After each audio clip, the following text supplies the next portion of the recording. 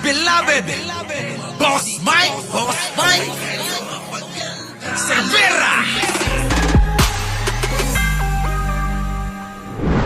Oo, eto na. Bilyon-bilyon pera mga kababayan ng mga diskaya. Yari na. Pasok! Sa datos ng Anti-Money Laundering Council na mahigit 400 na bank accounts ng mga diskaya. Eto mga kababayan ka, 400 plus na bank account. Antindi, no? Sino maraming account dyan? Ako mga kababayan, yung account ko, dadalawa lang. Oo, dadalawa lang ang account ko. Mula noon hanggang ngayon, dadalawa lang.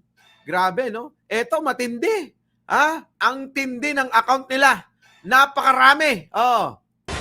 Lumabas sa datos ng Anti-Money Laundering Council na mahigit 400 na bank accounts ng mga diskaya ang naka-freeze na. Nako. Sa mahigit 427 bank accounts mula Grabe, sa iba't ibang bangko. Nako mga kababayan ko, ayan na.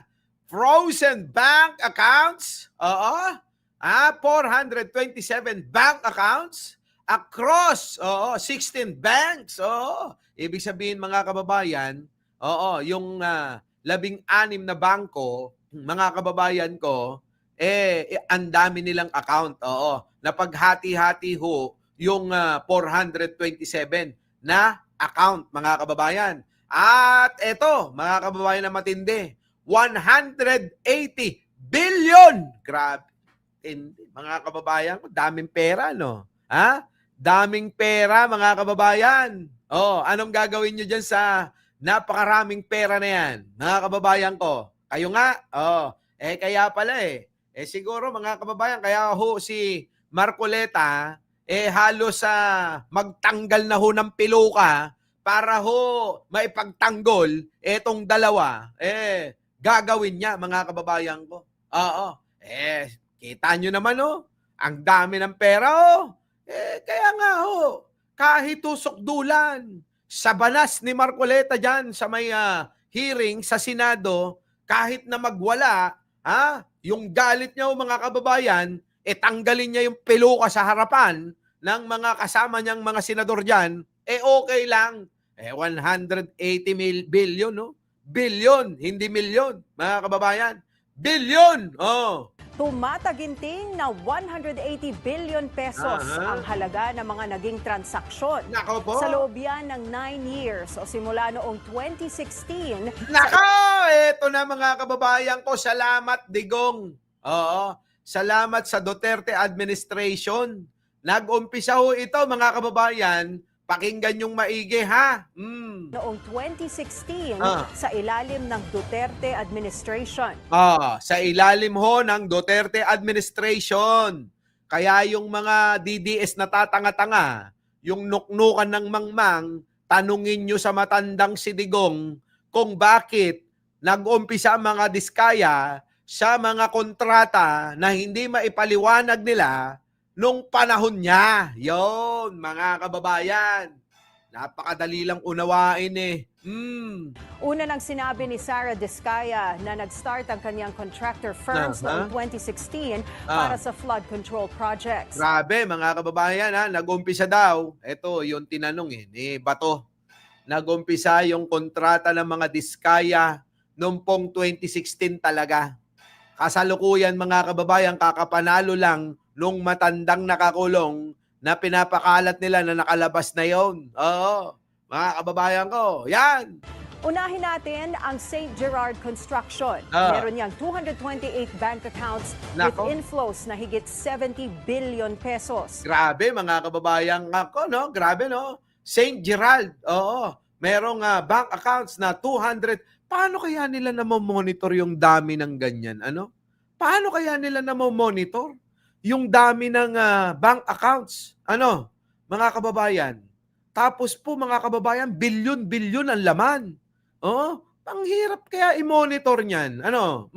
Ayon sa DPWH, may peak deposit yan na 4.6 billion pesos noong 2017. Grabe. Para naman sa St. 2017, mga kababayan, ay panahon pa rin ni Digong. Lynn Solis, thank you naman po. Naku, makakakain na ho ako ng mamaya ng two-piece chicken. Oh, tuloy. Timothy na may 77 bank accounts, kumamada naman yan ng more Nako. than 48 billion pesos. Grabe mga kababayan ko naman. Bilyon kada accounts, mga kababayan, 77 accounts.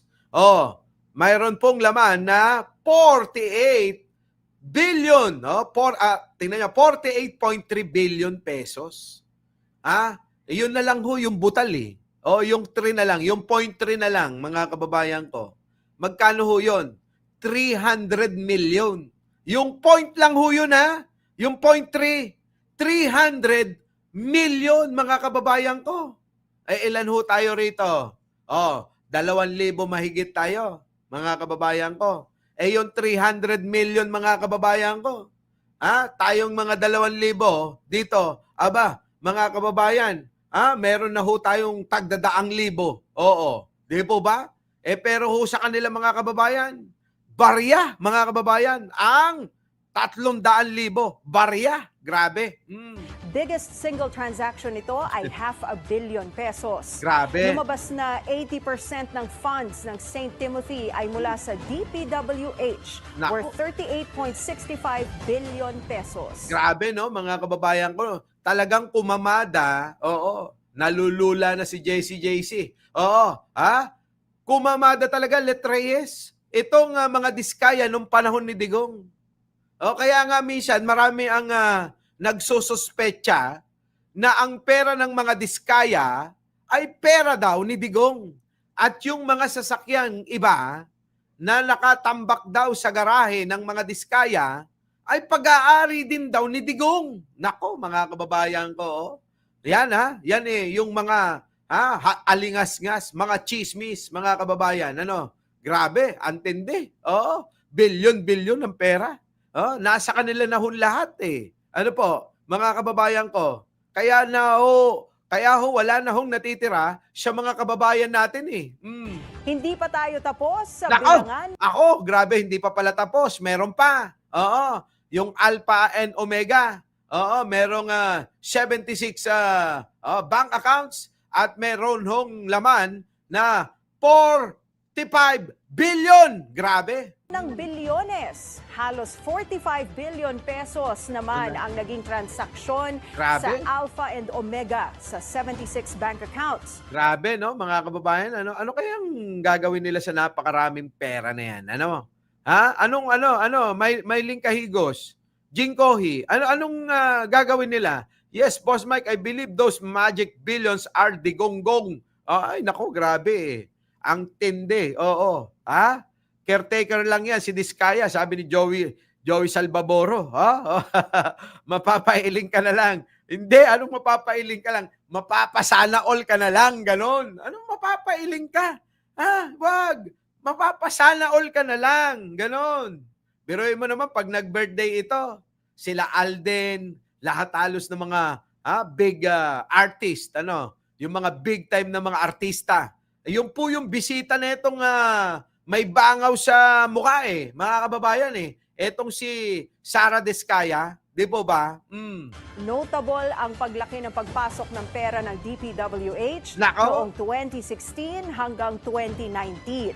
Halos 19 billion naman na naging transaksyon sa 46 accounts ng St. Matthew. Grabe, 87% or more than 16 billion pesos ay Grabe, mga kababayan ko. Dito naman sa St. Matthew, hindi rin bumaba ng milyon. Bilyon talaga, mga kababayan, ang numero. Bilyon yung pera nila. Oo. mula sa DPWH. Nako. Ayon kay Senator Panfilo Lacson, halos 207 billion pesos ang na-corner ng mga diskaya Nako. mula 2016 hanggang 2025. Grabe, mga kababayan, daang milyon, halos 250 billion. Ang kanilang talagang napuntang pera sa kanila, mga kababayan. Oo. Kalahati ng amount na yan na award noong termino ni President Duterte. Grabe, yung po yung pong amount doon ng kalahati, mga kababayan, halos inaward po ng administrasyon ni Digong. Oo, mga kababayan. Halos lahat po. Oo, yung kalahati po nun, inaward nung panahon ni Digong. Hinakot nila, hinakot nila yung mga proyekto sa panahon ni Digong. Grabe, tindi, no? Grabe tong si La Diskaya, no, mga kababayan, no? Ibang level yung kanilang pagtatrabaho. Malupit. Ang lupit-lupit ng pagtatrabaho. 'Di ba? Kaya nga mga kababayan ko,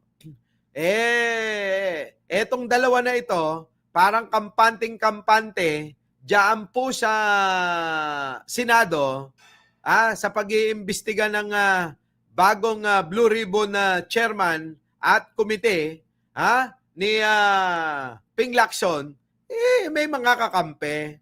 Oo. Our beloved Boss Mike